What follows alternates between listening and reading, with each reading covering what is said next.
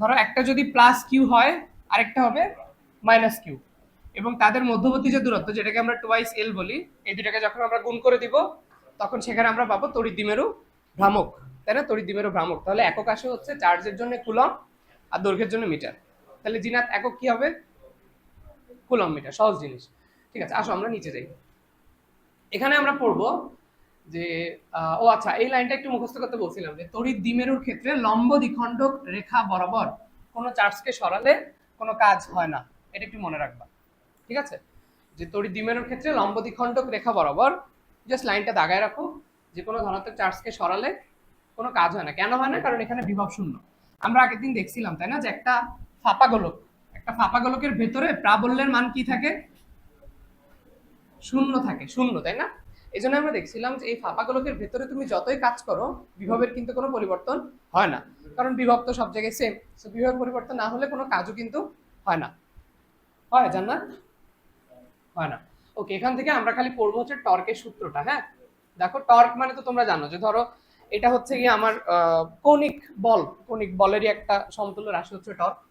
তো এখানে তোমরা খালি রাশিমালাটা একটু মুখস্থ রাখবা। দেখো টাউ ইকুয়ালস হচ্ছে পি ক্রস ই। পি হচ্ছে তড়িৎ দ্বিমেরু ভ্রামক আর ই হচ্ছে আমাদের তড়িৎ ক্ষেত্র। একটু সুন্দর করে একটা বক্স করে রাখো, টাউ ইকুয়ালস হচ্ছে পি ক্রস ই। ঠিক আছে, তাহলে আমরা ভেঙে চুরে কিন্তু পি সাইন থিটা লিখতে পারি, পারি কিনা? তাহলে এখান থেকে দেখো, যদি থিটার মান 90 ডিগ্রি হয় আমরা জানি সাইন 90 ডিগ্রির মান হচ্ছে সর্বোচ্চ এবং সাইন জিরোর মান হচ্ছে সর্বনিম্ন, কজের ঠিক উল্টা। সো যদি এদের মধ্যবর্তী কোণ 90 ডিগ্রি হয় তখন আমরা বলবো যে টর্কের মানটা হচ্ছে সর্বোচ্চ, আর যদি 0 ডিগ্রি হয় তখন বলবো সর্বনিম্ন। খেয়াল করছো, এটা কিন্তু তড়িৎ ফ্লাক্সের বিপরীত, তড়িৎ ফ্লাক্সের বিপরীত, তাই না? আগের দিন কিন্তু আমরা দেখছিলাম যে আমাদের যে তলের অভিলম্ব এবং তড়িৎ ক্ষেত্র এটা যদি পরস্পর সমান্তরালে থাকে তখন কিন্তু সর্বোচ্চ হচ্ছিল, তাই না? 0 ডিগ্রি কোণে সমান্তরালে সর্বোচ্চ হয়। মনে আছে তড়িৎ ফ্লাক্সের কথা বলছিলাম যে? Very good.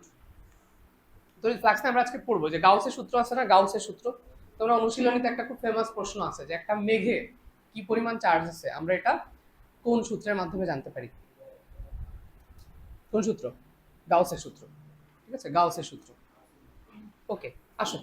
আচ্ছা, তাহলে এখান থেকে কৃত কাজের সূত্রটা একটু পড়তে পারো, চাইলে না পড়লেও অসুবিধা নাই খুব একটা, ওই সেমই, বুঝছো? লাগবে না, বাদ দাও। তোমরা জাস্ট সূত্রটা একটু মনে রেখো, পি ক্রস ই। কেমন? তাহলে টর্কের সূত্র হচ্ছে পি ক্রস ই, আর কিছুই লাগবে না। তাহলে তড়িৎ দ্বিমেরু, তড়িৎ দ্বিমেরু ভ্রামক, দুইটাই অবশ্যই অবশ্যই মনে রেখো।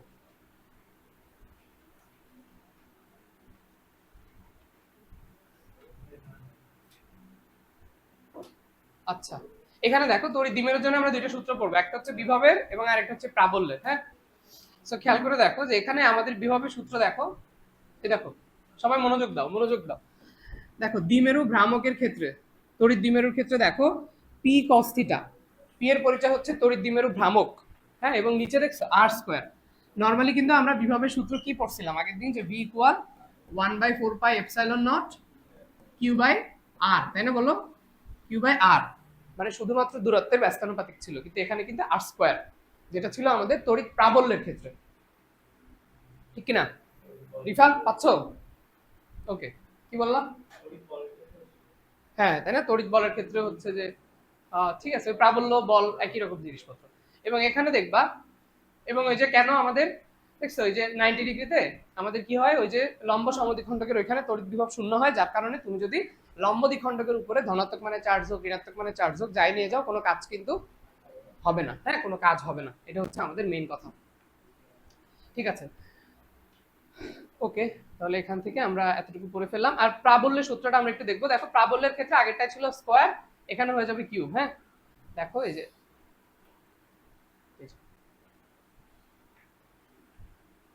এই 1/4 পাই এপসিলন নট আর কিউব। তুমি জাস্ট নিচের সম্পর্ক দুইটা একটু মনে রাখো, যে তড়িৎ দ্বিমেরু যদি বলে তাহলে বিভবের ক্ষেত্রে দেখবা নিচে আসে হচ্ছে আর স্কোয়ার, আর যদি প্রাবল্য থাকে প্রাবল্যের ক্ষেত্রে আসে হচ্ছে আর কিউব। জাস্ট এতটুকু যদি মনে রাখো, that's enough for MCQ solving আর কি। এমসিকিউ সলভের জন্য তুমি এমনিতেই পারবা, আর কিছু এখান থেকে তোমার এক্সট্রা অত জানা লাগবে না, এখান থেকে অত ঘাটায় না কেউ জিনিসপত্র। বোঝা গেল? আর লম্ব দ্বিখণ্ডকের উপর তো আমরা আগে পড়ে আসলাম যে বিভবের মান কিন্তু শূন্য। হ্যাঁ, প্রাবল্যের মানটা আমরা একটু দেখবো। এত বড় কেন হচ্ছে?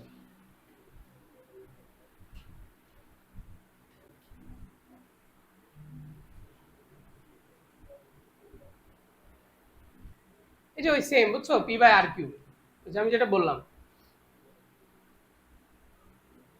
নিচে জাস্ট কিউ হবে, খালি এই রাশিমালাটুকু মনে রাখো। তাহলে প্রাবল্যের ক্ষেত্রে হচ্ছে কিউব আর বিভবের ক্ষেত্রে হচ্ছে আর স্কোয়ার। ঠিক আছে,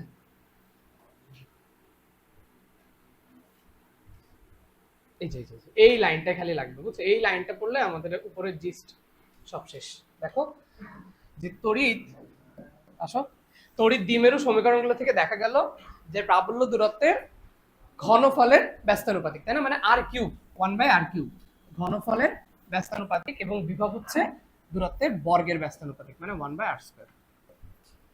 পারা যাবে? আসো, তাহলে এই দুইটা জিনিস একটু পার্থক্যটা মনে রাখো।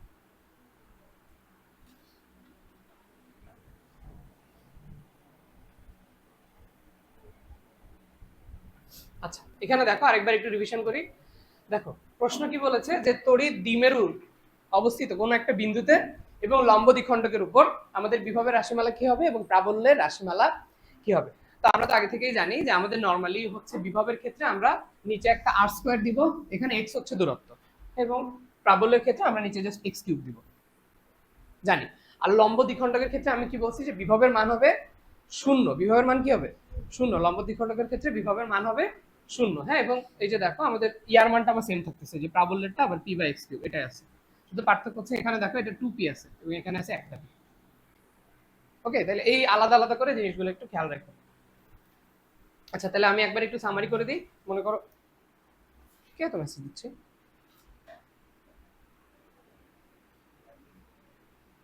আশ্চর্য। আসো, ঠিক আছে, তাহলে এখান থেকে কি কি বলে ফেললাম তড়িৎ দ্বিমেরুর কথা। তাহলে আমি আরেকবার একটুখানি সামারি করে দিই, বাট এখানে লিখতে গেলে তো ঝামেলা। দেখো খুব টাইট লাগছে। তাহলে তড়িৎ দ্বিমেরুর দুইটা ক্ষেত্রে সূত্র আছে, বুঝছো, একটা হচ্ছে নরমালি বিভবের সূত্র এবং আরেকটা হচ্ছে প্রাবল্য। হ্যাঁ, তড়িৎ দ্বিমেরু থেকে যে কোনো দূরত্বে। তাহলে বিভবের সূত্রটা খালি মনে রাখবা ওই যে আগেরটার মতোই, দেখি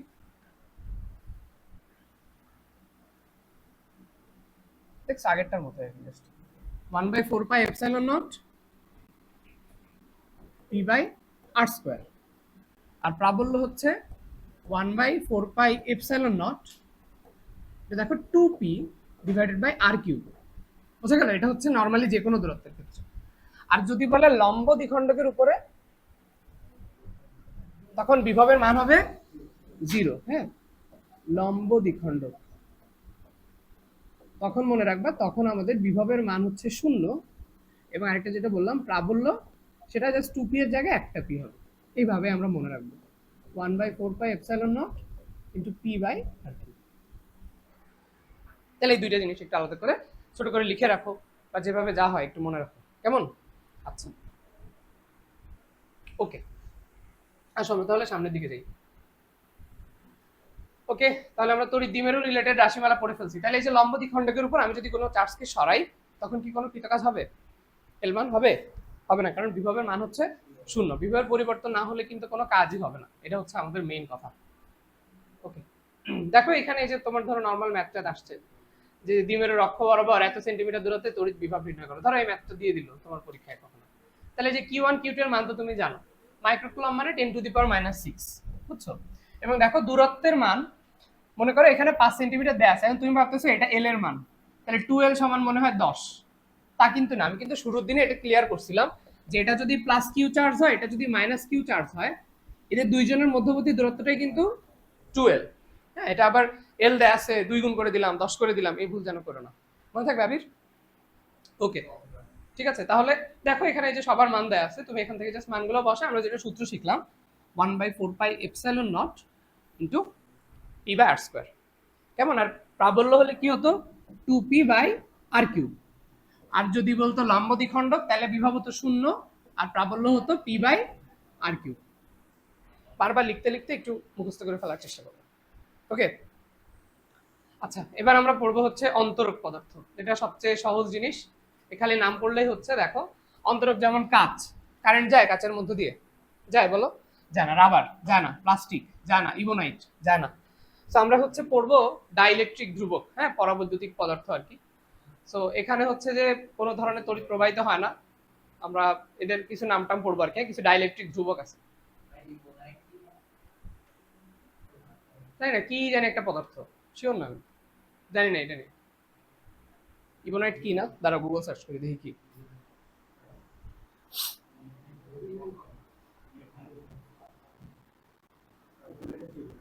Ebonite is a hard black rubber material obtained by vulcanizing কি natural rubber with sulphur for extended period.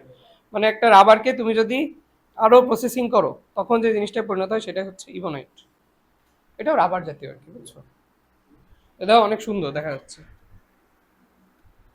এগুলো সবই হচ্ছে ইবোনাইটের বল, সুন্দর দেখতে। কি আইফোন দেখালাম? ওই আইফোন দেখান সবার আছে। আইফোন আমি চিন্তাও করি নাই যে একটা সময় এসে আইফোন হয়ে যাবে ছাত্রীদের ফোন। এখন দেখবা ম্যাক্সিমাম ছাত্রী লোকজনদেরই আইফোন থাকে, যেমন আমার, তাই না? আমার খালি টিকটক বানানোটাই মনে হয় বাকি আছে। ওকে, ঠিক আছে, তাহলে দেখো এই জিনিসটা একটু মনে রাখবে যে সকল অপরিবাহী হচ্ছে ডাইইলেকট্রিক নয়, কিন্তু সকল ডাইইলেকট্রিক অপরিবাহী। হাবি জাবি কথাবার্তা লেখা আছে, এগুলো লাগবে না, আমরা খালি পড়বো হচ্ছে ডাইইলেকট্রিক ধ্রুবকের মান। এই আগের দিন কিন্তু আমরা মেরুবর্তী পদার্থের উদাহরণ পড়ে ফেলেছিলাম, মনে আছে তোমাদের? যে কোপা আমেরিকা ছিল না, কার্বন মনোক্সাইড, অ্যামোনিয়া, মনে আছে? পানি। দেখো অপোলার পদার্থ কারা, দেখো মিথেন একটা অপোলার যৌগ, অর্গানিক যৌগ, জৈব যৌগ তো। হাইড্রোজেন, ক্লোরিন, অক্সিজেন, নাইট্রোজেন, হ্যাঁ এরা সবাই দেখো একই জিনিস যখন দুইটা দুইটা করে যুক্ত হয় তখন তো তাদের মধ্যে কোনো তড়িৎ ঋণাত্মকতার পার্থক্য থাকে না, থাকে, জিরো হয়ে যায়, তখন তারা হয়ে যায় অমেরুবর্তী পদার্থ। আমরা যখন ফিজিক্স পড়েছি, সরি কেমিস্ট্রিতে আমরা পড়ছিলাম না, দুইটা টার্ম আছে, একটা নাম হচ্ছে পোলারন এবং আরেকটা আছে কি পোলার আয়ন। এই দুটো কি সেম? সেম বলো না, কে বলতে পারবো আমাকে এটার পার্থক্য? পারবা লিসা? পোলারন, একটা হচ্ছে পোলার আয়ন, তুমি পারবা? চিন্তা করে বলো একটু শুনি। শুনো, পোলারন মানে হচ্ছে তড়িৎ ঋণাত্মকতা বা ইলেকট্রোনেগেটিভিটির পার্থক্য। যেমন ধরো হাইড্রোজেন ফ্লোরাইড একটা যৌগ ছিল, তাহলে ফ্লোরিনের হচ্ছে 4 এবং হাইড্রোজেনের হচ্ছে কত 2.1, তাহলে যে দুইজনের মাঝখানের যে বিয়োগ ফলটা এটাই হচ্ছে কি পোলারন। মানে যার ফলে পোল বা মেরু সৃষ্টি হয়, যার ফলে পোল বা মেরু সৃষ্টি হয় বা যৌগটা আয়নিক হয়, ঠিক আছে?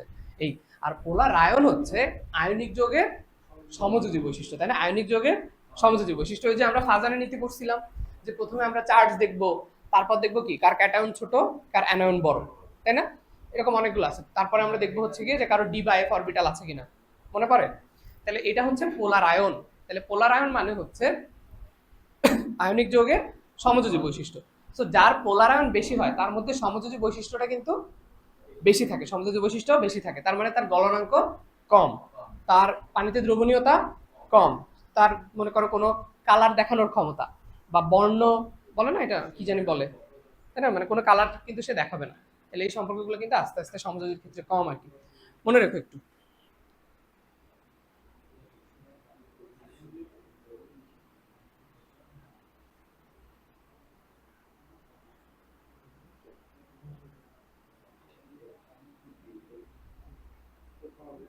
আসো, ঠিক আছে, আমরা একটু কেমিস্ট্রি পড়ে ফেললাম।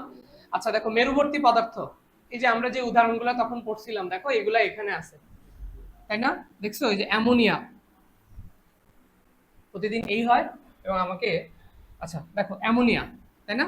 পানি, তারপর দেখো এই যে হাইড্রোজেন HF HCl CO, এগুলো হচ্ছে আমাদের মেরুবর্তী পদার্থ, মানে যাদের মধ্যে তড়িৎ ঋণাত্মকতার পার্থক্য আছে, দেখছো?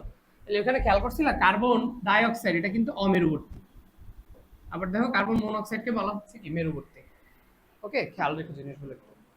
আচ্ছা এবার আসো ডাইইলেকট্রিক বা পরাবৈদ্যুতিক ধ্রুবক, আমরা এটা একটু পড়বো। এই যে আমাদের কে এর মানটা, এটা কতদিন আমরা স্কিপ করে গেছিলাম। তো এখানে দেখো যে পরাবৈদ্যুতিক ধ্রুবকের, দেখো এই এই রাশিমালাটা বই সবাই লিখে নিবা সুন্দর করে, পিডিএফেও তো লেখা আছে, কিন্তু সুন্দর করে মনে রাখবা। দেখো এই যে epsilon divided by epsilon nought, তার মানে শূন্য মাধ্যমের সাপেক্ষে অন্য যে কোনো একটা মাধ্যমের ভেদনযোগ্যতা, ওই তো, ঠিক আছে? তারপরে মনে করো বল, আর এটা হচ্ছে শূন্য মাধ্যমের জন্য বল, এটা হচ্ছে নরমাল ধারকত্ব, এটা হচ্ছে শূন্য মাধ্যমের জন্য ধারকত্ব। তো সি আর এফ দেখছো এই দুইটা হচ্ছে, না না না সরি, এই যে এপসাইলন নট এবং এফ এই দুইটা হচ্ছে সেম সেম দেখতে। কি দেখলাম চোখে? এই দুইটা সেম দেখতে, দুটো গাধা। এই যে এপসাইলন বাই এপসাইলন নট আর সি বাই সি নট, হ্যাঁ, এই দুইটার ক্ষেত্রে হচ্ছে সমান সম্পর্ক, আর দেখো বলের বেলায় হচ্ছে উল্টা সম্পর্ক। ওকে, আসো সামনের দিকে যাই আমরা। তাহলে কে কে বলে হচ্ছে পরাবৈদ্যুতিক ধ্রুবক বা ডাইলেকট্রিক ধ্রুবক। এবং মনে রাখবা পরাবৈদ্যুতিক ধ্রুবকের কিন্তু কোনো একক নাই, হ্যাঁ, একক নাই। আচ্ছা, ওকে, দেখো এই যে আমাদের সি বাই সি নট, এবং এই যে আসলে সি এর সাথে এপসাইলন নটের সম্পর্ক কি? 4 পাই এপসাইলন নট ইনটু আর। তাহলে সি এর সাথেও যেমন সম্পর্ক হবে, এপসাইলন নটের সাথেও কিন্তু সম্পর্ক সেমই থাকবে, বুঝছো? এটাই আর কি। তাহলে মনে রাখো একটু। আচ্ছা, আসো আমরা মান পড়বো, মান, পরাবৈদ্যুতিক ধ্রুবকের মান।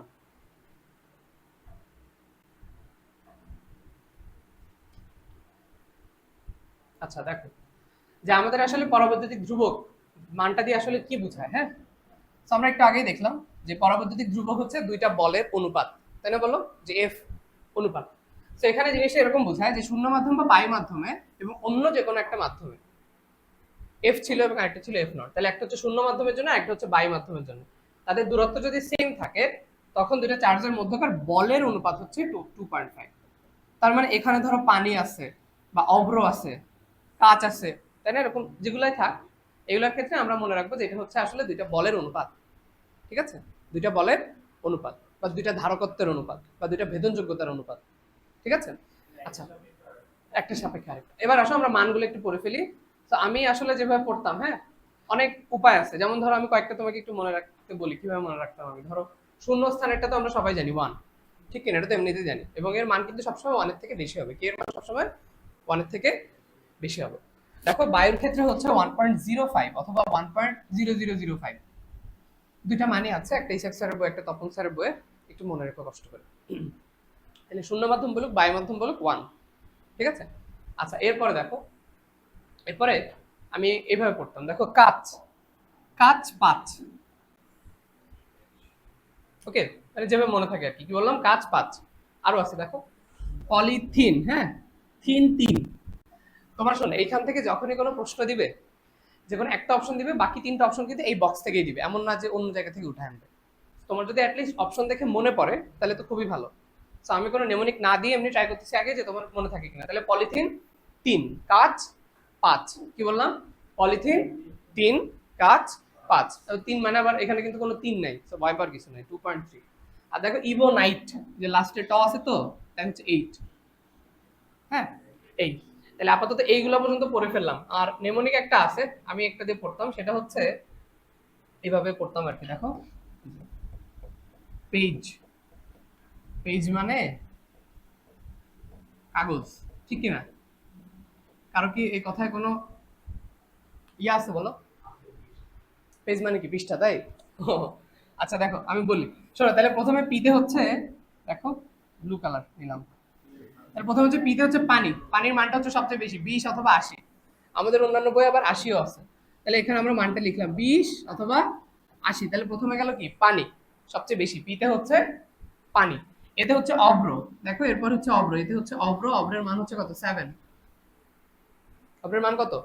7, হ্যাঁ। এগুলো কিন্তু সেই ডাইলেকট্রিক ধ্রুবক, যখনই ডাইলেকট্রিক ধ্রুবক বলবা তখনই যেন মাথার মধ্যে চলে আসে, যেটা হচ্ছে দুইটা জিনিসের অনুপাত। আচ্ছা, তারপর দেখো জি হচ্ছে কি? গ্লাস বা কাঁচ, তাহলে এটা হচ্ছে 5, ঠিক আছে? আচ্ছা, তারপর দেখো ইতে হচ্ছে ইবোনাইট, মানটা আস্তে আস্তে কমের দিকে যাচ্ছে, 2.8, ওকে। আর এই কাগজ মানে হচ্ছে, মতে হচ্ছে মোমে ভেজানো কাগজ, বুঝছো? মোমে ভেজানো কাগজ, এটা হচ্ছে কত? 2.7। আর এর পরেগুলো তো বললাম, পলিথিন, বায়ুস্থান আর শূন্যস্থান, এগুলো আলাদা করে মনে রাখার দরকার না। তো তোমার যদি অ্যাটলিস্ট এই সিকোয়েন্সটা মনে থাকে তাইলে হবে। পেজ মানে কাগজ, এটা তো আর আহামরি কোনো বড় নেমনিক না, তাই না? অপশন দেখে দেখে আর কি মিলাবা। তাহলে এখানে সবচেয়ে বেশি মান কার? পানির, তাই না? কত? 20 অথবা 80, দুইটাই মনে রাখো, 20 অথবা 80। অব্রের ক্ষেত্রে কত? 7, অব্রের ক্ষেত্রে 7। তারপর গ্লাস, কাচ, কাচ মানেই 5, কাচ 5, বলো কাচ 5। তারপর হচ্ছে ইবোনাইট, ইবোনাইট কত? 2.8, ইবোনাইট কত? 2.8, ওকে। আর দেখো মানে কাগজ মানে কি বললাম? মোমে ভেজানো কাগজ, মোমে ভেজানো কাগজ হলে কত হবে? 2.7। পারবা? ঠিক আছে, ক্লিয়ার? ওকে, তাহলে এতটুকু আমরা পড়ে ফেললাম এবং দুইটা তিনটা মান হচ্ছে স্কিপ করছি। ওই যে পলিথিন 3, এভাবে পড়বা, পলিথিন 3, পলিথিন 3 মনে থাকবে? আমি কিন্তু ধরবো আজকে পুরো ক্লাস জুড়ে এই জিনিসগুলো নিয়ে আর কি আমরা পড়া ধরবো।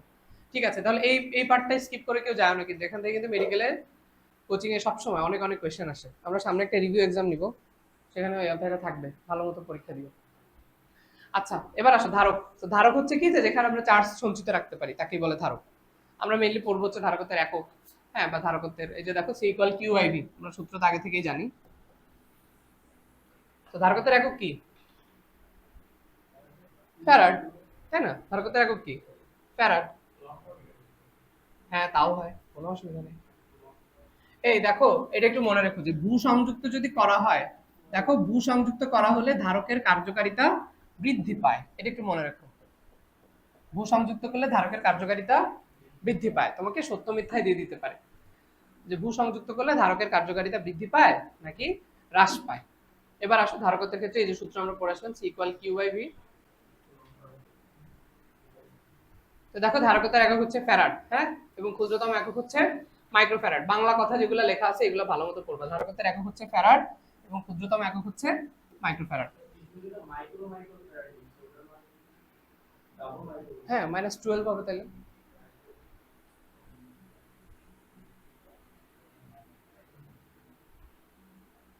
আচ্ছা, এইখানে দেখো, এই যে তোমার আমি জিজ্ঞেস করলাম না আজকে ক্লাসের শুরুতে যে 1 ফ্যারাড ধারক করতে কি আসলে বানানো সম্ভব, বলো দেখি। বানানো কিন্তু সম্ভব না। দেখছো এখানে লেখা আছে যে 1 ফ্যারাড ধারকত্ব যদি আমরা বানাতে চাই তাহলে সেখানে আমাদের আর এর মানটা আসে 9 × 10⁹। সংখ্যাটা পরিচিত না? কিন্তু পৃথিবীর ব্যাসার্ধ আর কি, পৃথিবীর ব্যাসার্ধ মোটামুটি এই সময়। তুমি কি পারবা কখনো পৃথিবীর ব্যাসার্ধের চেয়েও বেশি কিছু একটা বানাতে পারবা? পারবা? পারবো না, তাইলে পারবা? ঠিক আছে, তাহলে কিন্তু এই জন্য আমরা বলি যে আসলে 1 ফ্যারাডের ধারক কিন্তু বানানো সম্ভব না। ঠিক আছে, বুঝতেছো সাজনা? মনে আছে এতটুকু যা পড়লাম আমরা? আচ্ছা, তাহলে আমরা 1 ফ্যারাডের ধারকত্ব কখনোই আমরা তৈরি করতে আসলে পারবো না। এবার আসলে দেখি যে ধারকত্ব আসলে কিসের কিসের উপর নির্ভর করে। কেমন? দেখো, তুমি নরমালি সূত্রটা একটু মনে রাখো, সি ইকুয়াল, যেটা সূত্র আমরা জানি, A epsilon nought divided by D, তাই না? এটা তো আমরা আগে থেকেই জানি, আমাদের যে ধারকত্বের একটি সূত্র। ধরে নিলাম তোমরা জানো, যেহেতু আমাদের এই অধ্যায় অনেক আগেই পড়া শেষ। এবার দেখো, পরিবাহীর ক্ষেত্রফল অবশ্যই ক্ষেত্রফলের উপর নির্ভর করে। এই যে এ এর সাথে কেমন সম্পর্ক? সমানুপাতিক। সম্পর্ক কেমন? সমানুপাতিক। তাহলে সমানুপাতিক যদি হয় তাহলে ক্ষেত্রফল যত বৃদ্ধি পাবে ধারকত্ব তত বৃদ্ধি পাবে, কারণ এটা কেমন সম্পর্ক? সমানুপাতিক সম্পর্ক, নাকি? তাহলে ধারকত্ব তত বেড়ে যায়। আচ্ছা, এবার দেখো মধ্যবর্তী মাধ্যম, ভাইয়া এপসাইলন নট যেখানে আছে তার মানে অবশ্যই মাধ্যমের উপর কিন্তু নির্ভর করে। কারণ যদি শূন্য মাধ্যম না থেকে অন্য কোনো মাধ্যম থাকতো তখন কিন্তু আমরা এভাবে লিখতাম এপসাইলন ইনটু এপসাইলন নট, তাই না বলো? এভাবে তো আমরা লিখতাম।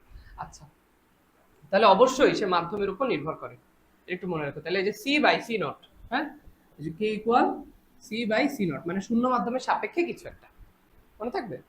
আচ্ছা, ওকে। তারপরে দেখো মধ্যবর্তী দূরত্ব, হ্যাঁ অবশ্যই এই যে মধ্যবর্তী দূরত্ব, তাহলে ডি এর উপরও কিন্তু সে নির্ভর করে। তাহলে আমরা তিনটা জিনিস পাইলাম, একটা হচ্ছে আপাতত ক্ষেত্রফল, মধ্যবর্তী মাধ্যম, মধ্যবর্তী দূরত্ব। এবং লাস্টে একটা কথা আমি ওই পেজে বলছিলাম যে যখনই আমরা বলবো যে ভূ সংযুক্ত করা হচ্ছে তখন ধারকত্বের মান আরো বৃদ্ধি পাবে, ধারকত্বের মান কিন্তু বৃদ্ধি পাবে। হ্যাঁ, তাহলে এটা একটু মনে রাখবা যে আমরা যদি কখনো ভূ সংযুক্ত পরিবাহী করি তখন ধারকত্বের মানটা বৃদ্ধি পায়। এবং অন্য কথা বলা যায়, এখানে যদি অন্য কোনো চার্জ বস্তু থাকে তখন আবার ধারকত্ব হ্রাস পায়। এত কিছু মনে রাখা লাগবে না, তুমি জাস্ট মনে রাখো যে 4টা জিনিসের উপর আসলে নির্ভর করে। ঠিক আছে, যে দেখো যে আমরা কিভাবে ধারকত্ব বাড়াইতে পারি, দেখো এখানে পড়লেই জিনিসটা আরো সুন্দরভাবে ক্লিয়ার হয়ে যাবে। দেখো, একটা হচ্ছে আমরা যদি এ এর মানকে বাড়াই, মানে ক্ষেত্রফলকে যদি আমরা বাড়াই তাহলে আমরা ধারকত্ব বৃদ্ধি করতে পারি। পারি বলো? পারি। এরপরে দেখো মধ্যবর্তী দূরত্ব কমাই আমরা বৃদ্ধি করতে পারি। পারি বলো? পারি। এরপরে হচ্ছে যে আমরা যদি বেশি মানের ডাইলেকট্রিক ধ্রুবক ব্যবহার করি, যে কে, তাই না, বেশি মানের ডাইলেকট্রিক ধ্রুবককে যদি আমরা ব্যবহার করে থাকি তখনও আমরা ধারকত্ব বৃদ্ধি করতে পারি। এবং আরেকটা হচ্ছে ভূ সংযুক্ত যদি করা হয়, আমি কিন্তু শুরুতেই বলছি যে ভূ সংযুক্ত করলেই ধারকত্বের মানটা বৃদ্ধি পাবে, ভূ সংযুক্ত করলে ধারকত্বের মান বৃদ্ধি পাবে। তাহলে আমরা এই 4টা ভাবে আমাদের ধারকত্বের মানকে বৃদ্ধি করতে পারি। তাহলে ধারকত্বের একক কি? ফ্যারাড। কিন্তু আমরা কি 1 ফ্যারাডের ধারক বানাতে পারবো বলো? পারবো না, তাই না? এই জন্য আমরা সবসময় দেখবা নর্মালি হচ্ছে মাইক্রো ফ্যারাড ব্যবহার করা হয় আর কি। তাহলে আমরা এই যে শিখলাম যে 4টা ভাবে আমরা আসলে এটাকে বাড়াতে পারি। যদি উল্টা আসে কমাবো কিভাবে, তাও পারবা নাকি? যে আমরা তাহলে ক্ষেত্রফলকে কমাই দিব, দূরত্বকে বাড়াই দিব, তাই না বলো? কম মানের পরাবৈদ্যুতিক ধ্রুবকের জিনিসপত্র ব্যবহার করব। ঠিক আছে, তাহলে দেখো যে এটা কিসের কিসের উপর নির্ভর করে, মেডিকেলে নরমালি এইসব প্রশ্নই আসে, বুঝছো, যে ধারকত্ব কিসের কিসের উপর নির্ভর করে। তাহলে একটা হচ্ছে ক্ষেত্রফল, মধ্যবর্তী মাধ্যম, মধ্যবর্তী দূরত্ব, এবং আরেকটা হচ্ছে যে ভূসংযুক্ত করা আছে কিনা। কারণ ভূসংযুক্ত করলে কিন্তু সবসময় মানটা কি হবে, ধারকত্বের মান বৃদ্ধি পাবে। ভূসংযুক্ত করলে ধারকত্বের মান বৃদ্ধি পাবে। প্রচুর গরম পড়ছে এবছর না? কিভাবে যে বাঁচবো, মরুভূমিতে চলে যাচ্ছে। সাহারা বিশ্বের সবচেয়ে বড় মরুভূমির নাম কি? তোমাদের কি বোটানিতে ওই অধ্যায়টা আছে, যে মরুজ উদ্ভিদ? হ্যাঁ, ওই অধ্যায় তো নাই, তুই পারিস কেমনে? করছি জায়গা গা। ভেরি গুড, দেখছো, বন্ধু চেনো, সাপ সব হিস। তুমি কি বিষাক্ত নাকি এমনি ধরা সাপ? সাপ না? কালকে এলমান এত সুন্দর একটা ছবি উঠাইছে, আমি একটু তোমাদেরকে দেখাতে চাই, দাঁড়াও এক সেকেন্ড। পরে মাইন ভাই বলে যে ওর লুক পছন্দ হয় না, আবার তো দাঁড়াও, কই কার ফোন ছিল, এই তো, এই দেখো, মানে এমন একটা লুক দিতে, দাঁড়াও। ওরা ওই যে কোকেনে কোকেন।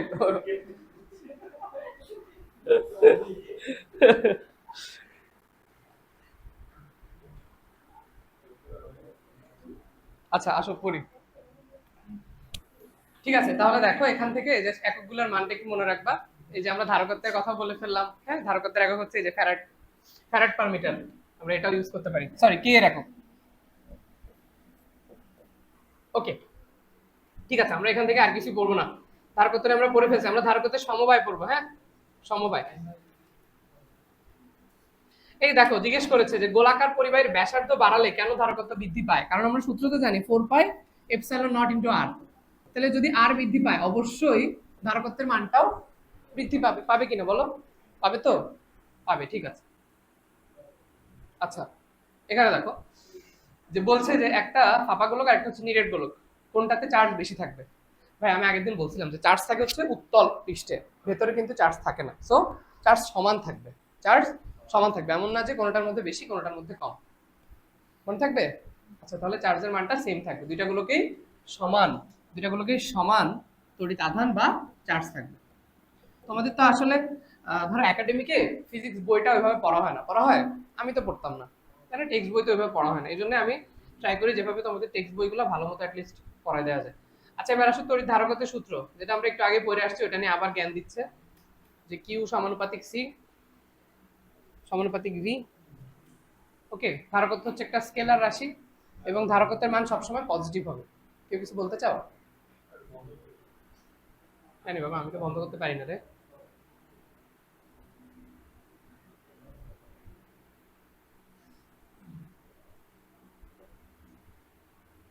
ওকে, এবার আমরা ধারকত্বের একক না, এই যে মাইক্রো ফ্যারাড ও যেটা বলতেছিল, বা পিকো ফ্যারাড, 10⁻12 ইউজ করবো আর কি তখন।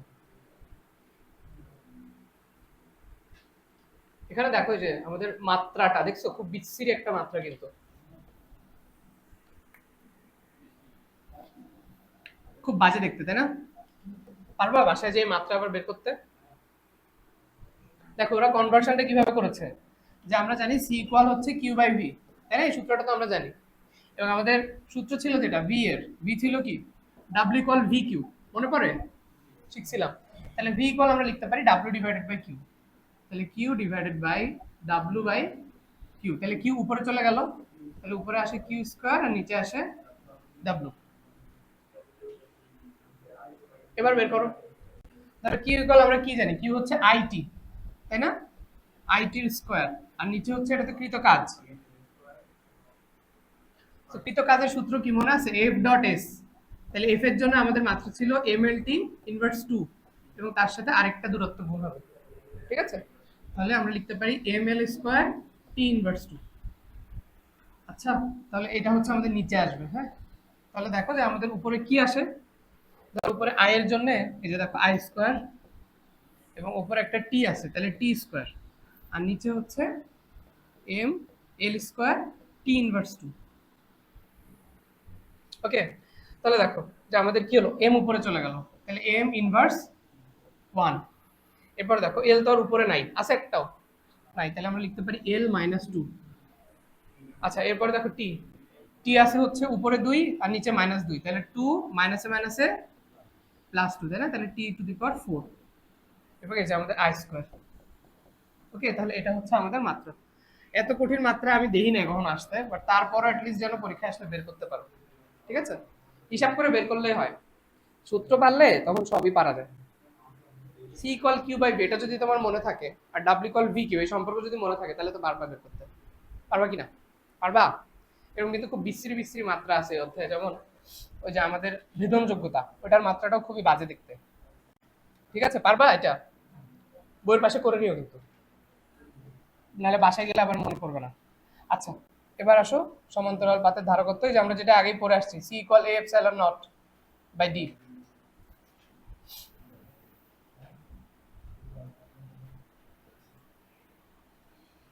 ব্যাখ্যামূলক প্রশ্নগুলো পড়বে ভালো মতো। ওকে, এবার দেখো সমবায়। দেখো আমাদের বইয়ে বিভিন্ন ধরনের সমবায় আছে, যেমন মনে করো, আমি একটু মনে করাই দিই, ধরো আমাদের আছে হচ্ছে এখানে আমরা যেমন দেখছি ধারকের সমবায়, তাই না? ঠিক তেমনই আছে হচ্ছে রোধের সমবায়, আছে না বলো? তারপর আছে স্প্রিং এর সমবায়, তারপরে আছে কি লেন্সের সমবায়।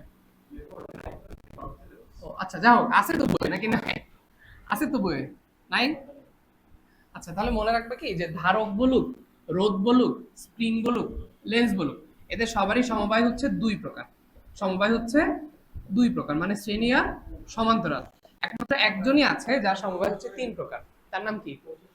কোষের সমবায় বা তড়িৎ কোষের সমবায়, তাই না? ওই যে আমরা সূত্র শিখছিলাম, N E divided by N R plus R, মনে আছে? মনে আছে তোমাদের নাকি ভুলে গিয়েছো? এটা কিন্তু সমান্তরালের জন্য, তাই না? কারণ ওই যে বলছিলাম বড় হাতের আর এর সাথে গুণ হয়েছে।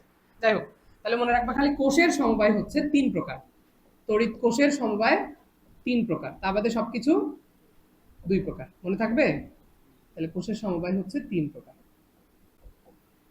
আচ্ছা আসো আমরা তাহলে সামনের দিকে যাই। ওকে, তাহলে শ্রেণী সমবায়, সমান্তরাল সমবায়, এবং আমরা তো জানি যে সমান্তরাল মানে কিন্তু আমাদের ডিরেক্ট যোগ করতে হয়, তাই না বলো? আর শ্রেণী মানে হচ্ছে রোধের সমান্তরালের মতো। রোধটা তো আমরা পারি, রোধ পারলে এই ধারক আর স্প্রিং হচ্ছে সেম টাইপের, ধারক আর স্প্রিং সেম টাইপের, হ্যাঁ, সমবায়। আচ্ছা তাহলে এখান থেকে আমি আর কিছুই গেজাইলাম না, তোমরা পারো আমি ধরে নিচ্ছি।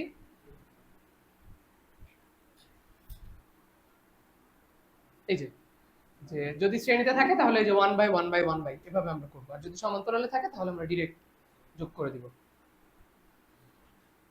আমি কলেজে থাকতে পড়তাম হচ্ছে তপন স্যারের বই, ইসাক স্যারের বই আমার খুবই কঠিন লাগতো। তোমরা কি পড়ো? তপন পড়ো না? সবাই তপনই পড়ে, কিন্তু এই যে মেডিকেল কোচিং করতে আসার সময় তখন আবার হচ্ছে ইয়া পড়া লাগে। আচ্ছা এই সূত্রটা একটু খেয়াল করো, হ্যাঁ, এটা থেকে মেডিকেল অনেকবার প্রশ্ন আসছে, ইভেন আমাদের অনুশীলনীতেও অনেকগুলো প্রশ্ন আছে। একটু খেয়াল করো কি বলি। মনে করো তোমাকে এরকম বলবে যে তোমার কাছে চারটা ধারক আছে, চারটা থাকুক, তিনটা থাকুক, দুইটা থাকুক, বলবে যে এরকম ধারক ছিল। সো তুমি প্রথমে তাদেরকে শ্রেণীতে যুক্ত করলা, এরপর তাদেরকে আবার সমান্তরালে যুক্ত করলা।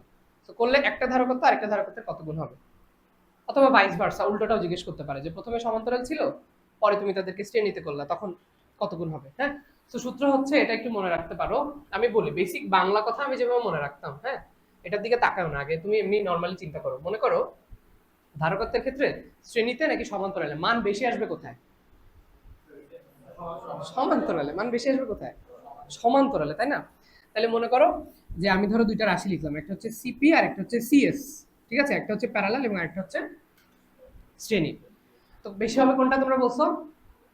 সমান্তরালটা বেশি হবে, তাই না? তাহলে এন স্কোয়ার গুণ হবে এর সাথে, কারণ গুণ হলেই কিন্তু মানটা হবে বেশি, ঠিক না বলো? গুণ হলেই মানটা হবে বেশি, এবং তুমি যখন একে ভাগ করে দিবা তখন দেখবা যে উল্টা জিনিসটা চলে আসছে। তখন আমরা লিখতে পারি, ধরো এটা আমরা আবার উল্টা ভাবে লিখতে পারি, CP by N square equal CS, পারি কিনা? তাহলে তোমার খালি মনে রাখতে হবে যে বেশি মান কোনটায়, সমান্তরালে। বেশি মান কিভাবে পাই আমরা? গুণ করলে পাই। আর কম মান কি করলে পাই? ভাগ করলে পাই। পরীক্ষার হলে না এগুলো ওইভাবে মনে থাকে না, মাথার মধ্যে পাজল হয়ে যায়। তাহলে তুমি তখন চিন্তা করবা যে বেশি কোনটা। বেশি হচ্ছে কোনটা? সমান্তরাল। সমান্তরাল হচ্ছে বেশি। তাহলে সমান্তরাল যদি বেশি হয় তাহলে সেটা আমরা গুণ করে পাবো, শ্রেণীর সাথে গুণ করে পাবো। মনে থাকবে? থাকবে। এবার দেখো প্রশ্ন যেটা, যে দেখো একটা ধারকত্বের 4টা ধারক ছিল শ্রেণীতে, এবং সরি বলেছে যে শ্রেণী সমবায় থাকাকালীন ধারকত্ব সমান্তরালের ধারকত্বের 1/16 গুণ, তাই না?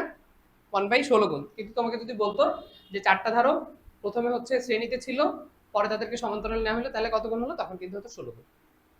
বুঝছো? আমি অন্য একটা এক্সাম্পল দেখাই, এটা দেখলে আবার মাথা ঘোরাবে, বাংলা কথাটা উল্টাপাল্টা লেখা আর কি। এই যে দেখো, এই যে এই লাইনটা পড়লে হয়তো বুঝতে পারবা যে দুইটা ধারকের সমান্তরাল সমবায় থাকাকালীন ধারকত্ব শ্রেণী সমবায় থাকাকালীন সমতুল ধারকত্বের 4 গুণ। ঠিক আছে? বুঝছো? ওই যে আমি যেটা বললাম সেটাই, যে দুইটা ধারকত্ব, তাহলে n এর মান কত? 2। n এর মান কত? 2, তাহলে n স্কয়ার হবে। 2 স্কয়ার মানে কত? 4। বুঝতে পারছো? 4 গুণ। তাহলে যদি তিনটা ধারক বলতো কয় গুণ হতো? 9 গুণ। ঠিক আছে? এবং এটা হতো 1/9। বুঝছো নাকি হিজিবিজি? অল্প অল্প হিজিবিজি? আচ্ছা, আমরা আরো আরো কিছু উদাহরণ বলবো, অসুবিধা নেই। হোতা হে জীবন এমনই, বুঝছো? দেখি আমি আরো কিছু উদাহরণ পাই কিনা, পেলে তোমাদের সাথে অবশ্যই এটা নিয়ে আলোচনা করবো। ধরো আমি তোমাকে এমনি একটা প্রশ্ন বানাই দিলাম, কেমন?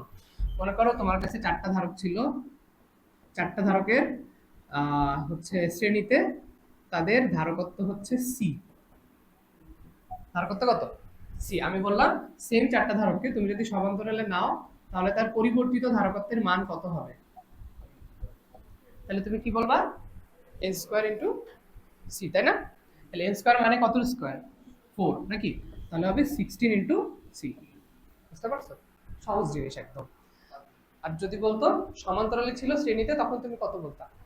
1/16 ইনটু সি। সহজ না? এবার বুঝছো? এটা সহজ কথায় বাংলা পড়লে তখন বোঝা যায়। আমাদের বইগুলো আসলে খুব কঠিন ভাষায় লেখা। তাও কি সব লেখা, ক্ষরণের সময় তড়িৎ স্ফুটিঙ্গের সৃষ্টি হলে হ্যাবে হ্যাবে হ্যাবে হ্যাবে এইসব লেখা। এই হিব্রু ভাষা কি পড়া যায় বলো? আমার খুব বাজে লাগে এগুলো পড়তে। আসলে কি এই বইগুলো মেইনলি হচ্ছে তোমার মনে করো অনেক ইংলিশ বই থেকে বাংলা ট্রান্সলেট করা। বই লিখতে হবে, এইসব বই লিখে কি হবে? মেডিকেলের বই লিখবা, মেডিকেলে যায় সারা বছর কামাবা সারা জীবন। আর বই তো আছে, এখন কত মানুষ কত বই বানাচ্ছে। এই ধারকের স্থিতিশক্তির সূত্র পারো সবাই? হাফ সিভি স্কয়ার, তাই না? এটা হচ্ছে সবচেয়ে common, half CV square. Conversion গুলো পারতে হবে, ঠিক আছে? যে কোনটা থেকে আমরা কোনটায় কনভার্ট করছি। যেমন আমরা ধরো জানি যে ধরো কিউ ইকুয়াল সিভি, তাই না? এটা দিয়ে আমরা কনভার্ট করতে পারি চাইলে, তাই না? হাফ কিউবি একটা ফরম্যাট আসে, তারপর half Q square by C আসে। ওকে, তো আমরা রাশিগুলা একবার একটু কথা বলি, শোনো। ধরো তোমাকে বললো, শোনো খেয়াল করো একটা জিনিস, সেটা হচ্ছে যে দেখো, এই দেখো, এটাই দেখো, শোনো খুব মনোযোগ দিবা, প্রশ্ন আসে। একটা জায়গায় আমরা দেখতে পাচ্ছি যে সঞ্চিত শক্তির মান বিভবের বর্গের সমানুপাতিক, আর একটা জায়গায় আমরা দেখতে পাচ্ছি শুধুমাত্র সমানুপাতিক। এরকম কেন হলো ভাইয়া? তাহলে এই টাইপের প্রশ্ন তোমার যেভাবে আসবে আমি বলি, দেখো তোমার যখন বলবে যে একটা, মনে করো বললো যে একটা নির্দিষ্ট ধারক, কি বললাম? একটা নির্দিষ্ট ধারক। নির্দিষ্ট ধারক মানে তুমি কিন্তু সি এর মানটাকে ফিক্সড করে দিয়েছো, সি এর মানটাকে ফিক্সড করে দিয়েছো, ঠিক আছে? কনস্ট্যান্ট বানাই ফেলছো।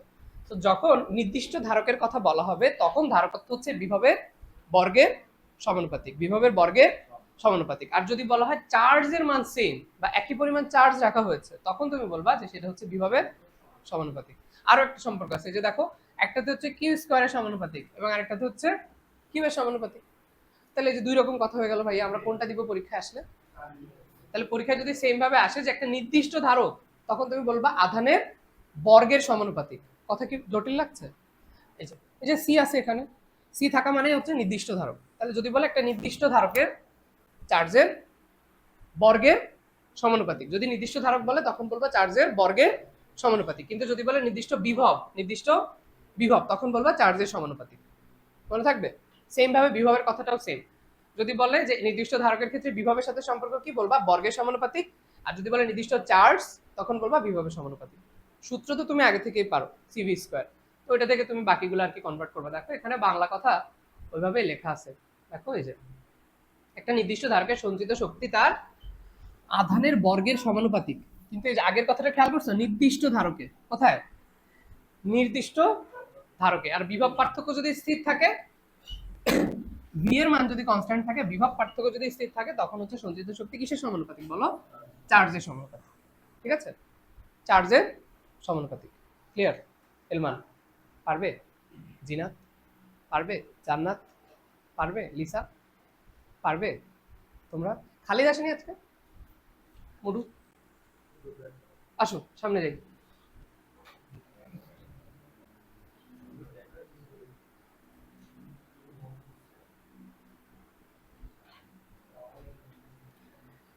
এই আমরা কিন্তু এই রাশিটা দেখো, এটা অনুশীলনীতে 2-3টা এমসিকিউতে আছে। হ্যাঁ, অনুশীলনী সলভ করার সময় কিন্তু তখন জিজ্ঞেস করবো, তখন না বলতে পারলে কিন্তু গালি দিবা না। এটা দেখো, এটা হচ্ছে একক আয়তনে সঞ্চিত শক্তি, বুঝছো?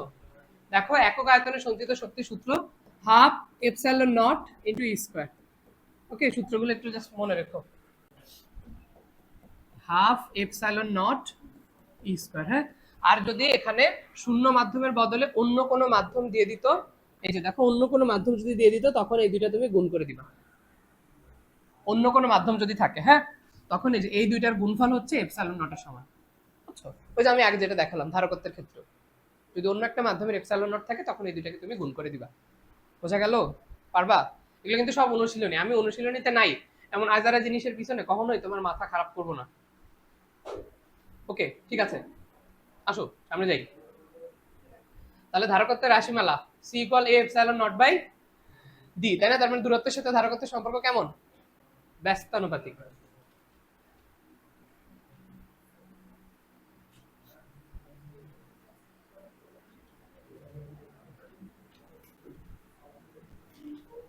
আসেন আমরা এই দেখো, ঠিক আছে, আমাদের অল্প একটু পড়া আছে, যে ধারকত্বের প্রকারভেদ আমরা একটু পড়বো। দেখো, পরিবর্তনীয় ধারক, হ্যাঁ, তারপরে হচ্ছে স্থির মান ধারক। আমরা খালি পড়বো যে কোন ধারকত্বে বা কোন ধারকের ক্ষেত্রে আমরা ডাইইলেকট্রিক পদার্থ হিসেবে কাকে ব্যবহার করে থাকি। ঠিক আছে, পদার্থগুলোর নাম পড়বো খালি, এবং কোনটা কোথায় ব্যবহার করা হয়। দেখো, পরিবর্তনীয় ধারকে মনে রাখবে এখানে বায়ু ব্যবহার করা হয়, বায়ু। তাহলে পরিবর্তনীয় ধারকের ক্ষেত্রে ডাইইলেকট্রিক পদার্থ কি? বায়ু, বাতাস। ওকে, মনে থাকবে। তাহলে পরিবর্তিত কি? পরিবর্তনীয় ধারক হচ্ছে এই যে বায়ু, বায়ু মাধ্যম ব্যবহার করা হয়।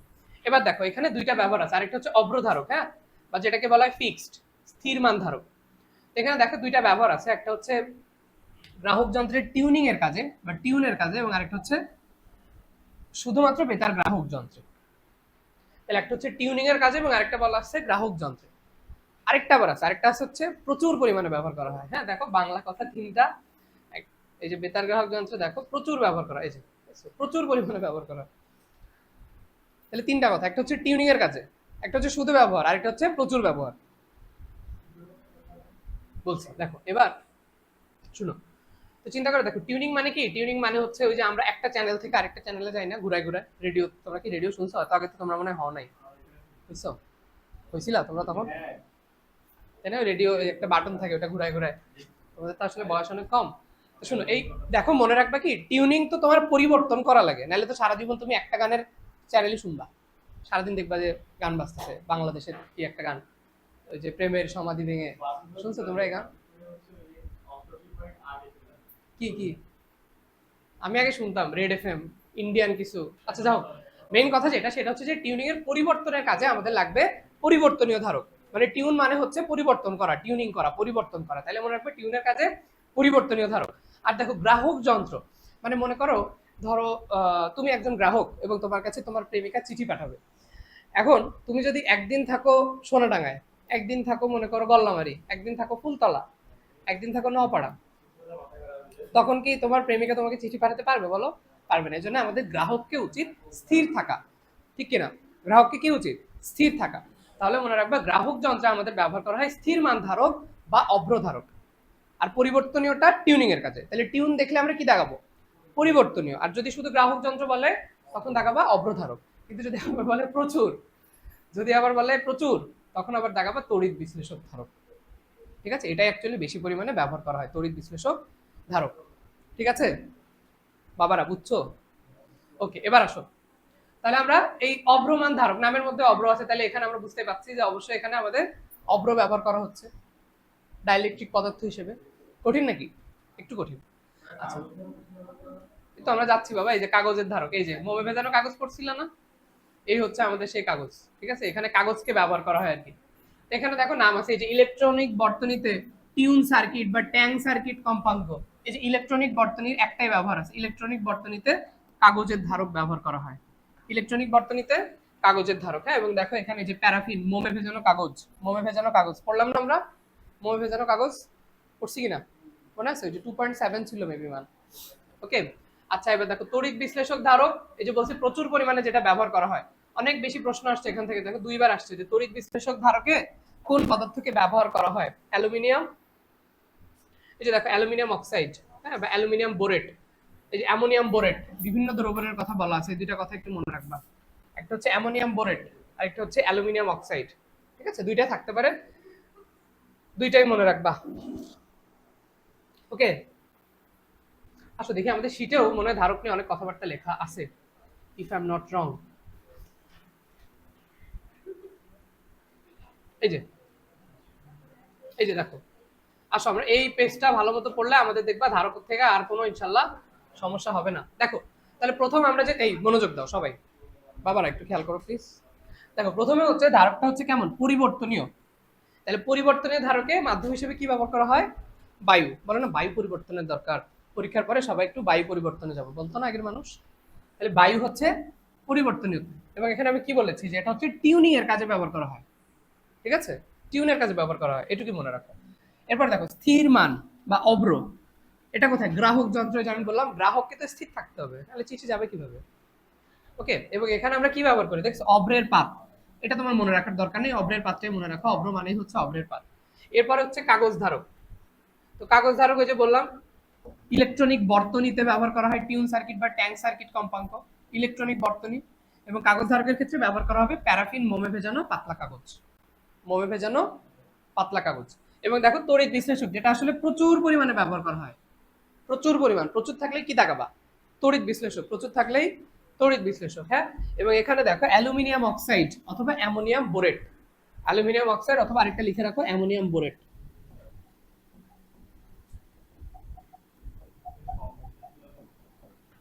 কি অ্যামোনিয়াম বোরেটের জানি না কি হবে, লাগবে নাকি তোরে? লাগবে না, আয় এগুলো আমরা একটু পড়ে ফেললাম, তাহলে ধারকের কথা গেল।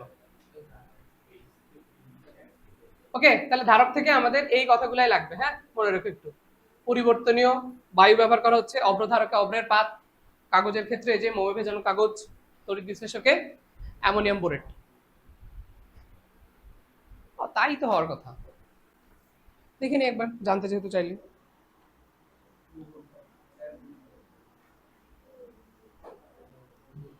এসব জানি আসলে কাজ কি আমাদের।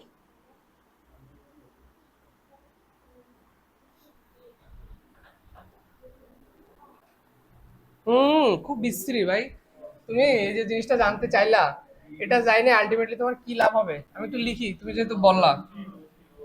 এই দেখো এরকম NH4, ঠিক আছে, 2, তারপর হচ্ছে কি B4O7, তারপর হচ্ছে 4 অণু পানি। এই হচ্ছে অ্যামোনিয়াম বোরেট। এই শিখে কি করবা? কোনো লাভ আছে? কেমিস্ট্রিতে কি তুমি পিএইচডি করবা? করবো না, তাহলে এটা আমরা ভুলে যাই, এটা আমাদের কোনোভাবেই দরকার নেই। আমাদের খালি মনে রাখলেই হবে যে অ্যামোনিয়াম বোরেট বা অ্যালুমিনিয়াম অক্সাইড ব্যবহার করা হচ্ছে তড়িৎ বিশ্লেষক ধারকে, তড়িৎ বিশ্লেষক ধারকে, এবং এটাকে আমরা প্রচুর পরিমাণে ব্যবহার করি। কি পরিমাণে? প্রচুর পরিমাণে। ক্লিয়ার? ওকে ভাইয়া, আসো আমরা তাহলে ধারক পড়তে পড়ে ফেলছি। আসো আমাদের অনেক পড়া বাকি ভাই, এখনো অনুশীলন করতে হবে, হতাশ হয়ে যাচ্ছি। দেখো, আসো তাহলে দেখো এবার ধারকের ব্যবহারগুলো একটু পড়বা। হ্যাঁ, টেলিফোনে ব্যবহার করা হয়, টেলিগ্রাফে ব্যবহার করা হয়, বেতার গ্রাহক যন্ত্রে ব্যবহার করা হয়। ঠিক আছে, পাখাকে জোরে ঘোরাবার জন্য, না বলে না যে আমার পাখা ধরে হঠাৎ করে ঘুরতেছে না, বলে না ক্যাপাসিটর নষ্ট হয়ে গেছে, শুনছে কখনো যে ক্যাপাসিটরটা চেঞ্জ করা লাগবে? আমারটা অনেকবার চেঞ্জ করা লাগছে, বুঝছো, খুব বাজে, একটু পর পর নষ্ট হয়ে যায়।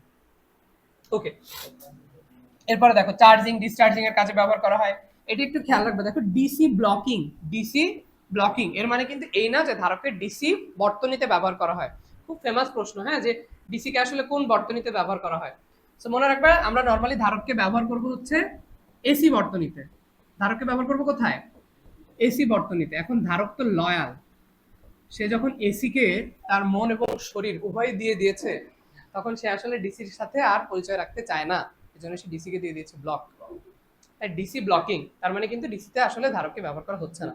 তাহলে ধারককে আমরা ব্যবহার করব এসি বর্তনীতে, কেমন, এবং ডিসি ব্লকিং হিসেবে। আচ্ছা, তারপর দেখো ফিল্টার সার্কিটে ধারক ব্যবহার করা হয়। ধারক হিসেবে কি হাবিজাবি কথাবার্তা অনেক লেখা আছে, ব্যবহারগুলো একটু পড়বা, বাট মোস্ট ইম্পর্টেন্ট হচ্ছে ডিসি ব্লকিং এবং এসি বর্তনীতে ধারককে আমরা ব্যবহার করতে পারি। আসো গাউসের সূত্র পড়ি। তো গাউসের সূত্র হচ্ছে, দেখো এই যে ফাই তড়িৎ ফ্লাক্স, আমরা প্রথম দিন পড়ছিলাম না যে এই মনে করো আমার একক ক্ষেত্রফল, এই একক ক্ষেত্রফলের মধ্যে দিয়ে যেই পরিমাণ তড়িৎ বলরেখা যাবে এটাই কি তড়িৎ ফ্লাক্স, তড়িৎ ফ্লাক্স। তাহলে এই দুটো জিনিসকে আমরা যদি ডিরেক্ট গুণ করে দিই, ধরো ক্ষেত্রফলটাকে এস দিয়ে লিখলাম আর তড়িৎ ক্ষেত্রকে লিখলাম ই দিয়ে, ঠিক আছে, ইস, দেখছো ইস, এটা হচ্ছে আমাদের তড়িৎ ফ্লাক্স, ঠিক আছে। তাহলে একক কি হবে ভাইয়া? একক হচ্ছে, দেখো তড়িৎ ক্ষেত্রের একক হচ্ছে newton per coulomb, newton per coulomb, এবং ক্ষেত্রফল হচ্ছে মিটার স্কয়ার। ক্ষেত্রফল কি? Metre square. তাহলে newton metre square per coulomb, অথবা newton per coulomb metre square, যেটা ইচ্ছা বলো, কোনো অসুবিধা নেই, অথবা ভোল্ট মিটার। বুঝে গেল?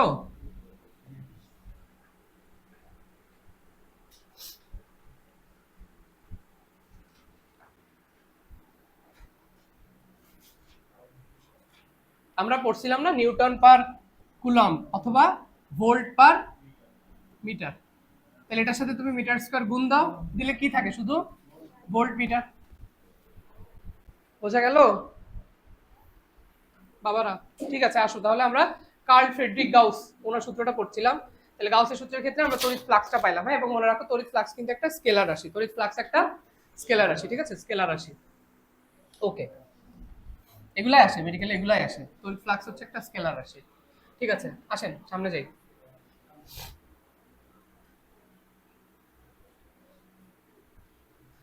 আর এটা হচ্ছে অ্যাকচুয়ালি মানে অ্যাকচুয়াল ফরম্যাটটা, বুঝছো, যে আকারে আমরা আসলে দেখে দেখে অভ্যস্ত। অপেক্ষা করি একটু, ওটা তো চৌম্বকের অধ্যায়, এখানে নাই তো। কি জিজ্ঞেস করলো আবির? এটা তো চৌম্বকের অধ্যায়।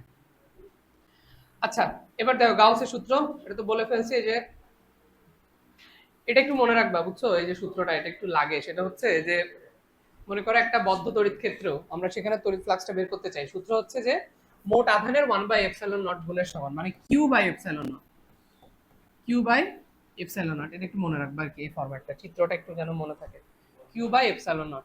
হ্যাঁ, এটা হচ্ছে আমাদের গাউসের সূত্র। তাহলে একটা চার্জের চারদিকে আমরা যে বদ্ধ তলকে কল্পনা করি তাকে বলে গাউসীয় তল। আসসালামু আলাইকুম ভাইয়া। হ্যাঁ, কোথেকে আপনার আপনার শেষ না? আচ্ছা, দেখেন, আচ্ছা, হ্যাঁ হ্যাঁ, তা গেছে, বাট ম্যাক্সিমামই আসে। তোমাদের মেডিকেল যেটুকু হয়েছে, সামনে আরো অনেকগুলো ক্লাস আছে, সেগুলো রেগুলার করো, যাতে মেডিকেলের আগে আমাদের সর্বোচ্চ প্রিপারেশনটুকু হয়ে যায়। বুঝছো? মিস করা যাবে না। ওকে, আচ্ছা ভাই, এই সূত্রটা একটু মনে রাখো, হ্যাঁ। দেখো এই টেসলা এবং গাউস, 1 টেসলা ইকুয়াল হচ্ছে 10⁴ গাউস, 1 টেসলা মানে 10⁴ গাউস, মনে থাকবে? এটা খেয়াল রাখবে, এটা আমরা চৌম্বকের অধ্যায় যখন করবো এখানে আবার দেখবা যে আছে। তাহলে আমরা কিন্তু গাউস নিয়ে অনেক কিছু করে ফেললাম, দেখি আমরা কোথায় অ্যাপ্লিকেবল করতে পারি, অনুশীলনী করার সময় দেখবানি আছে। আসেন সামনে যাই। গাউসের সূত্রের খুব ফেমাস একটা এমসিকিউ আছে না, ওই যে একটা মেঘের মধ্যে কি পরিমাণ চার্জ আছে, এটা আমরা আসলে জানতে পারি গাউসের সূত্র দিয়ে। এই যে দেখো, এই যে আমরা একটু আগে বলতেছিলাম না যে গাউসের সূত্র ইকুয়াল, এটা একটু মনে রাখবা, Q/ε0, ঠিক আছে, Q/ε0, এটা দিয়েও কিন্তু আমরা গাউসের সূত্রকে প্রকাশ করতে পারি। আচ্ছা, এরপরে দেখবা যে কোন সূত্র দিয়ে কোন সূত্র প্রতিপাদন করা যায়। ভাই, আমরা নরমাল সূত্রেরই প্রতিপাদন জীবনে পড়ি না, আবার এক সূত্র দিয়ে আরেক সূত্রের প্রতিপাদন দেখবো, এত তেল আমার তো নাই, কারণই নাই। থ্যাংক ইউ ভাইয়া, লাভ ইউ। ঠিক আছে, এখান থেকে আমরা এই যে গোলকের কথা তো আমরা আগের দিনই পড়ে ফেলছি, যে একটা গোলকের অভ্যন্তরে প্রাবল্যের মান থাকে 0 আর বিভব থাকে স্থির, বিভব থাকে স্থির, প্রাবল্য থাকে শূন্য। একটা কথাই শিখাইতে পারলাম না, খুবই হতাশ। আচ্ছা আসো, এরপরে দেখবা সোং মং আছে, এইসব সোং টং পড়ার কোনো দরকার নাই। আমরা একবারে সামনের দিকে যাই, দেখি আমাদের আর আর কত পথ পাড়ি দিলে। এই কুলম্বের সূত্রের সীমাবদ্ধতা, এটা আমি শুরুর দিনই মনে হয় তোমাদের বলছিলাম যে আমাদের কুলম্বের সূত্রটা আসলে আমরা সদৃশ, সদৃশ না অ্যাকচুয়ালি, দেখো মনে রাখবা। দুইটা কথা, সেটা হচ্ছে কুলম্বের সূত্র সবসময় বিন্দু চার্জের জন্য অ্যাপ্লিকেবল। কি বলেছি? বিন্দু চার্জ, স্থির চার্জ, কি বললাম? স্থির চার্জ, বিন্দু চার্জ, হ্যাঁ, তারপর হচ্ছে বিসদৃশ। ওকে, যে কয়েকটা কথা একটু বলছি একটু মনে রাখবা। তাহলে দেখো, যেহেতু বলছি বিন্দু চার্জ, তাহলে যদি অনিয়মিত আকৃতির হয়, যদি এরকম মানের একটা চার্জ হয়, তুমি কি কুলম্বের সূত্র দিয়ে সেটা খাটাইতে পারবো বলো? পারবো না। আমরা শুধুমাত্র বিন্দু চার্জের ক্ষেত্রে এটাকে অ্যাপ্লিকেবল করতে পারবো। একটা চার্জ স্থির না থেকে এরকম গতিশীল, এক জায়গা থেকে আরেক জায়গায় দৌড়ায় বেড়াচ্ছে, কুলম্বের সূত্র দিতে পারবা? আরে দিতেই যদি পারতা তাহলে কি আর এই অধ্যায়ের নাম স্থির তড়িৎ হইতো? হইতো না তো, তাই না? তখন তো নাম হয়ে যেত কি চলো তো, তা তো আর না। আচ্ছা, তাহলে স্থির চার্জের জন্য এটা মাত্র অ্যাপ্লিকেবল। এবং দেখো যে এদের এই চার্জিত বস্তু যদি অনেক বড় হয়ে যায় তখন এটা অ্যাপ্লিকেবল হবে না। হ্যাঁ, এবং যদি আলোর বেগের কাছাকাছি হয়ে যায় তখন আবার আমাদের যাইতে হবে আধুনিক পদার্থবিজ্ঞানে, ঠিক না? ওটা আমরা পরে পড়বানি। এবং এই যে দেখো, সদৃশ চার্জের ক্ষেত্রে কুলম্বের সূত্র প্রয়োগ করা দুরূহ। দুরূহ মানে কি? সহজ, কঠিন, ঠিক না লিসা? শিওর? তাহলে দুরূহ মানে কিন্তু কঠিন। তার মানে আমরা আসলে বিসদৃশ, এই যে আমি বিসদৃশ লিখছি না, কেন লিখছি? কারণ আমাদের কুলম্বের সূত্রটা বিসদৃশ চার্জের জন্য প্রয়োগ করা সহজ, প্রয়োগ করা সহজ, ঠিক আছে? সদৃশ চার্জের জন্য কেমন? দুরূহ। বাংলা কথা যেভাবে লেখা আছে সেভাবেই পড়ো, দুরূহ। ওকে, শান্তদেব না, দুরূহ। আসো আমরা তাহলে, এই তো আলহামদুলিল্লাহ ফাইনালি একটা মিলাদ দাও প্লিজ। আসো আমরা সবাই,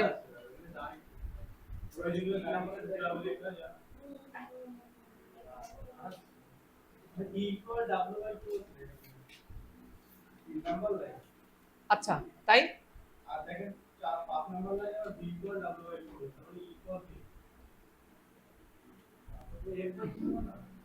হ্যাঁ, এটা এফ বাই কি হবে?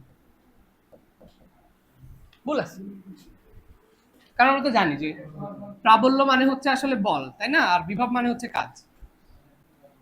আসো তাহলে আমরা খুব অল্প সময়ের মধ্যে আমরা অনুশীলনীটা পড়ে ফেলবো।